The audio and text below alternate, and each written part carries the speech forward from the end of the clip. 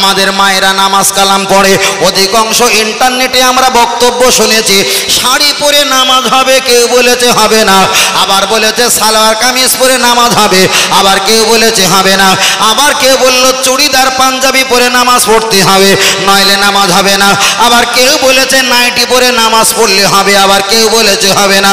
মহিলারা রায় দেখা যায় কনফিউজ হয়ে যায়, আমরা কোনটা পালন করব?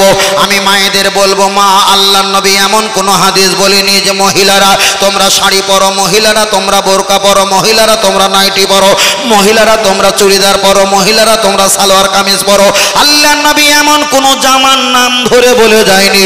আল্লাহর নবী একটাই বলেছেন, নারী তুমি যখন বাড়িতে থাকবে কিংবা বাহিরে বার হবে তুমি পর্দা করো, পর্দা করো। জোরে জোরে বলেন সুবহানাল্লাহ। এবার আপনি পর্দা করবেন কিভাবে? অনেক সময় আমরা দেখতে পাই আমার বোনেরা, আমার মায়েরা ওরা শাড়ি পরে, আগে কোম্পানি দিত 8 হাত, তারপরে দিত 9 হাত, তারপরে দিত 11 হাত, তাহলে 11 হাত কিংবা 12 হাত কোম্পানি শাড়ি দিয়েছে। আমার মায়েরা, বোনেরা, ভাবিরা ওরা কোমরে এত জোড়ান জড়িয়েছে, মাথায় দেবার সময় দেয় আর পড়ে যায়, দেয় আর পড়ে যায়। আমি ভাবিকে জিজ্ঞাসা করি, ভাবি কোম্পানি দিল 12 হাত শাড়ি, এতগুলো শাড়ি তুই রেখেছিস জমা কোথায়? জবাব দাও।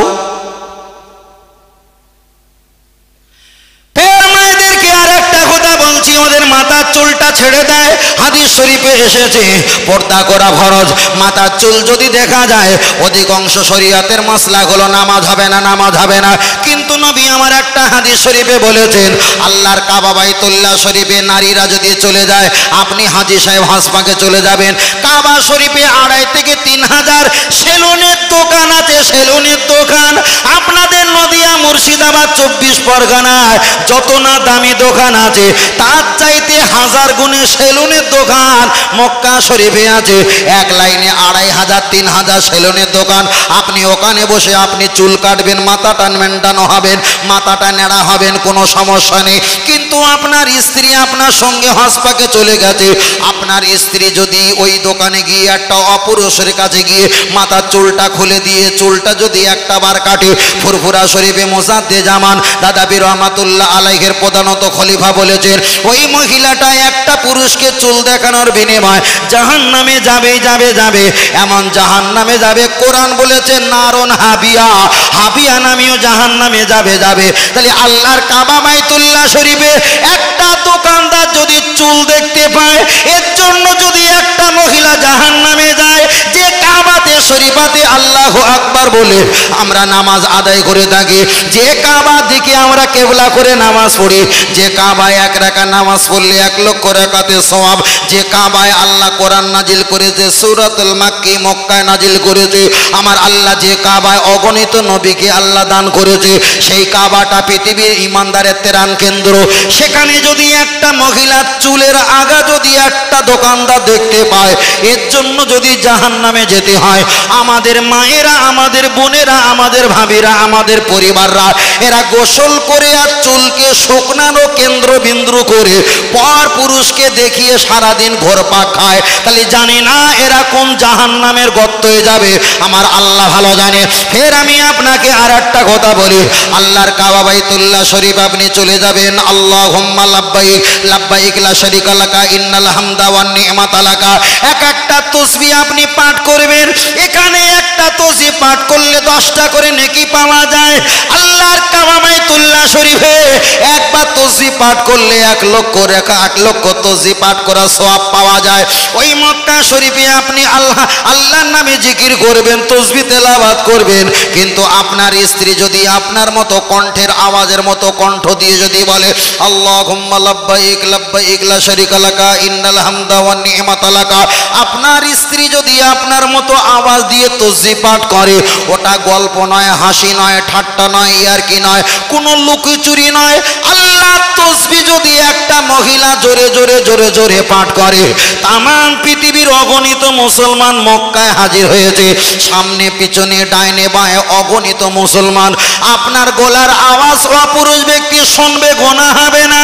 আপনার স্ত্রীর কণ্ঠের আওয়াজ গল্প নয়, হাসি নয়, আল্লাহ তসবির আওয়াজ যদি সামনে পিছনে ডাইনে বামে ওই অপুরুষ ব্যক্তি শুনতে পায়, হুজুর আমার জানিয়েছে ওই জিহ্বাটা টেনে নিয়ে নারুন হাবিয়া, হাবিয়া নামিও জাহান্নামে পুঁতে দেওয়া হবে। ও আমার মায়েরা, আজকের জলসা শুনতে এসেছো, আলহামদুলিল্লাহ ভালো। তাহলে মক্কা শরীফে যেখানে নবীদের আগমন, আল্লাহর কোরআন নাজিল, যেখানে দিকে তাকিয়ে নামাজ পড়তে হয়, ওই জায়গায় জোরে তাসবিহ কোরআন পাঠ করলে অপুরুষ ব্যক্তি শুনতে পেলে যদি জাহান্নামে যেতে হয়, আমাদের মায়েরা বুবুরা বাড়ির পরিবাররা এরা যেভাবে চিল্লাচিল্লি করে মোবাইলে ঝগড়াঝাটি করে, তাহলে ভাবতেই হবে এক হাত সেলাই করতে গিয়ে বরং 5 হাত ছিঁড়ে ফেলে না, ফেলে না, ফেলে তো। এক হাত সেলাই করতে গিয়ে 5 হাত ছিঁড়ে দেয়। মায়েরা ওয়াজ শুনতে এসে যদি করে সত্যকারে যদি কোরআন হাদিসের মশলা দেওয়া যায়, ফতোয়া। আল্লাহ নবী দুনিয়াতে বেঁচে আছে, স্ত্রীদের বলছে, স্ত্রী আমি দুনিয়া থেকে যখন চলে যাব তোমরা হজ করতে যাবে না। এখানে আলেম মাওলানা আছে, থাকলে আমার কথাটা আরো গ্রহণযোগ্য হবে। নবী পাক সাল্লাল্লাহু আলাইহি ওয়াসাল্লাম বললেন, বিবি আমার ইন্তেকালের পর, পর্দা নেওয়ার পর কখনো তোমরা হজ করতে যাবে? কথা বলেন, যাবে না। রসুল বলেছেন আমার ইন্তেকালের পর কখনো তোমরা হজ করতে যাবে না। কাকে বলছে? নিজের স্ত্রী। জানে এক হাত সেলাই করতে গিয়ে মক্কা শরীফে কার হয়তো ঠেলা গুতোকে 5 হাত ছিঁড়ে ফেলবে। কথা বুঝতে পারেননি?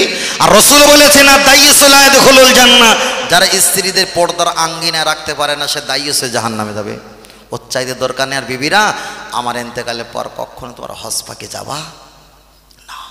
রসুল অবর্তমানে স্ত্রীদের যদি মক্কা শরীফে হজ করতে যেতে বারণ যদি স্বামী করে থাকে, তাহলে আমার বিবিকে স্বামী অনুপস্থিত থাকাকালীন জালসা সারা রাত কাটাবে, এটা কি জায়েজ?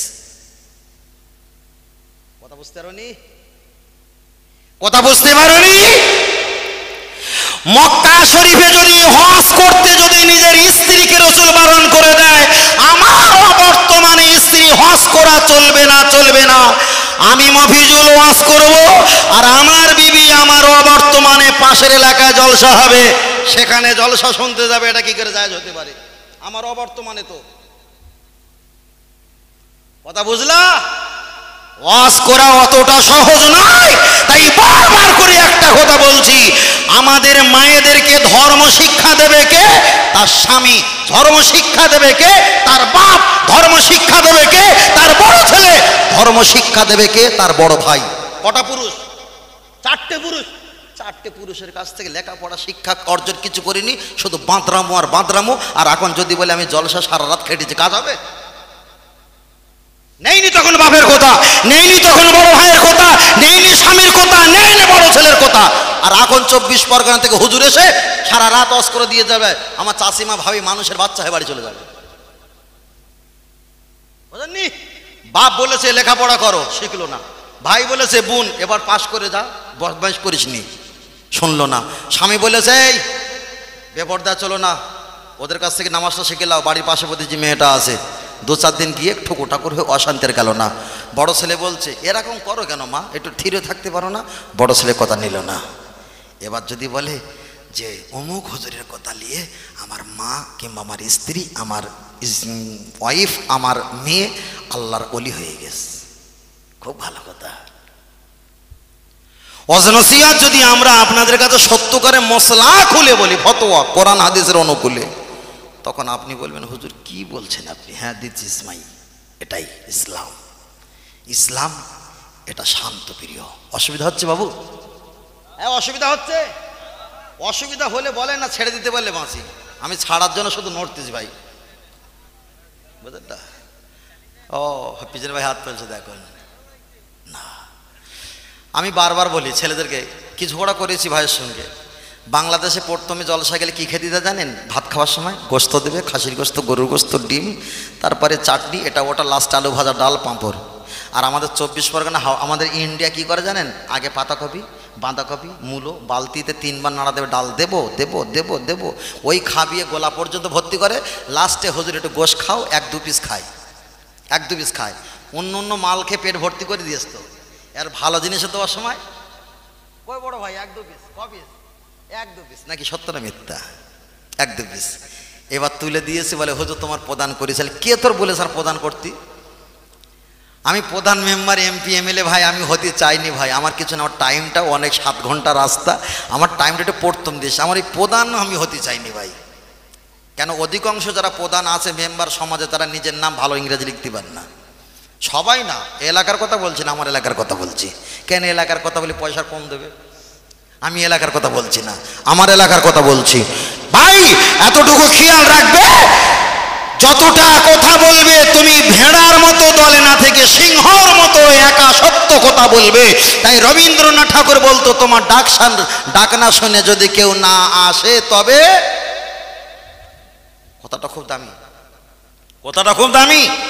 আমার সঙ্গে সব হুজুর আলেম বক্তাদের হয় না, কেন তারা যা ওয়াজ করে অনেক ভুল, আমি ধরে বলি যেটা ভুল বলেছে, তখন দেখেছো আমার ব্যবসা ঘা দিয়েছে, আমার সঙ্গে হয় না। না হলে না হলো কি আছে, আল্লাহ কবুল করেন, বলুন আমিন। আর একটা জোরে বলুন আল্লাহুম্মা আমিন।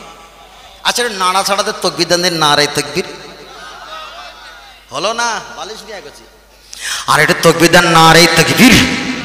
আর এটা তাকবীর দেন আহলে সুন্নাত ওয়াল জামাত, নারে তাকবীর।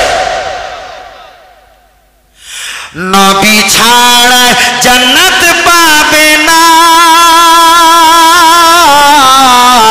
প্রিয় নবীকে ভুলে যেও না। বলো সুবহানাল্লাহ, আরেকটু জোরে বলো সুবহানাল্লাহ, আরেকটু আস্তে বলো সুবহানাল্লাহ। নবী ছাড়া জান্নাত পাবে না, প্রিয় নবীকে ভুলে যেও না। আল্লাহ তাআলা বলেন কোরআনে, যা কিছু আছে আসমান জমিনে সব কিছু আছে নবীর জানা, প্রিয় নবীকে ভুলে যেও না। জোরে বলেন, আরেকটু জোরে হবে না?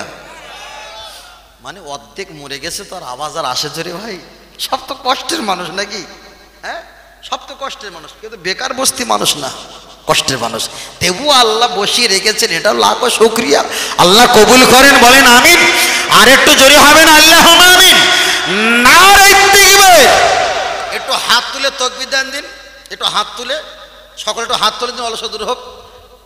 ভাই আপনি আমাদের সঙ্গে হাত তোলেন দিনই বড় ভাই, বাহ আপনি তোলেন, বাহ বাহ বাহ, একটু হাত তোলেন দিন, সকলে হাত তোলেন, তাকবীর দিন, নারে তাকবীর। হয়নি, আওয়াজ হয়েছে ভাই, আওয়াজ হয়েছে, যা হয়েছে হয়েছে। আর তাকবীর দেন, নারে তাকবীর। আর একটু জোরে বলেন, নারে তাকবীর। আর একটু আওয়াজ তোলেন, নারে তাকবীর, নারে তাকবীর। তেবু সতীনের ছেলে যা আদর করেছে অনেক নাকি, মানে বোঝাতে চেয়েছি এই যে শেষ রাতে যে আপনারা যা সাহায্য করেছেন বিশাল ব্যাপার, অনেক, এর প্রতি শুকরিয়া জপতে হবে। হার কিসিম সে সব তারিফ আল্লাহ তাআলা কা লাইক হে, সকলে বলি আলহামদুলিল্লাহ। আর একটু জোরে হবে না? আলহামদুলিল্লাহ। আবার অনেক জায়গায় ছেলে বলছে, হঠাৎ বলছে ভাই কলকাতায় আছো, বলছে এই বাঁকুড়া জেলাতে আছে, এই তোমার ছেলে মারা গেছে, বলছে আলহামদুলিল্লাহ। ওখানে আলহামদুলিল্লাহ না, ওখানে হবে ইন্না লিল্লাহ। তখন বলছে তোমার মেজে বোনটা ছিল হঠাৎ দেখাশোনা হয়ে আজকেরই বিয়ে হয়ে গেছে, আমরা সব বিয়ে দিয়ে দিয়েছে, বলছে ইন্না লিল্লাহ। ওখানে কি ইন্না লিল্লাহ, ওখানে আলহামদুলিল্লাহ। মানে বেশি কথা বলে ভুল হয়ে যায়। কুরবানির সময় আব্বাজি গরু কিনেছে, নিয়ে একটু বাগানে খাওয়াচ্ছে, আমি ছাদের উপরে আছি, দুপুর হয়ে গেল, বলছে আব্বাজি নামাজের সময় হয়ে গেছে, এসে খেয়ে নেন। বলছে আর ভাই বলিস নি, গরু শরীর খুব খারাপ। কথা বুঝতে পারেননি? টেনশন থাকলে মানুষের ভুল হয় না, হয় না, হয় না, হয় না, হয়।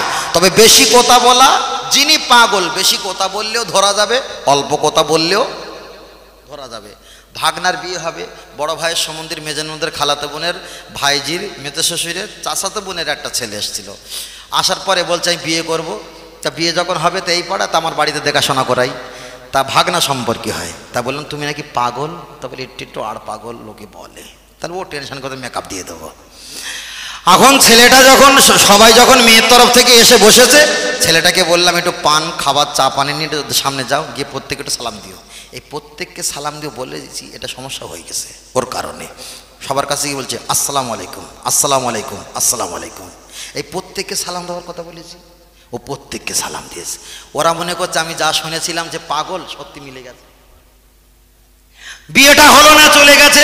পরে যখন আবার সম্পর্কে আসলো 1 মাস পরে, ছেলেটাকে বললাম বদমায়েশ, প্রত্যেককে সালাম দিবি না, একজনকে সালাম দিবি। ও তো বিয়ে করার জন্য খুব প্রস্তুতি। এবারে পান সুপারি খাবার টাবার নাস্তা পানি নিয়ে ওই ঘরের ভিতরে ঢুকে গেল, গিয়ে বলছে আসসালামু আলাইকুম। একবার মা বারণ করে দিয়েছে। পাগল না? পাগল না? তাহলে কম কথা বলেছে সেও ধরা গেছে, আগে বেশিবার সালাম দিয়েছে তাও ধরা গেছে না? গেছে না? ধরা গেছে।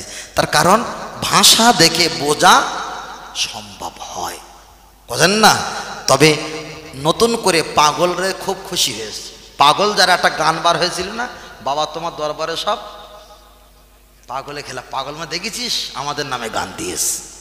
যারা মদ খাচ্ছিল তারাও খুশি হয়েছে লকডাউনে, করোনায়।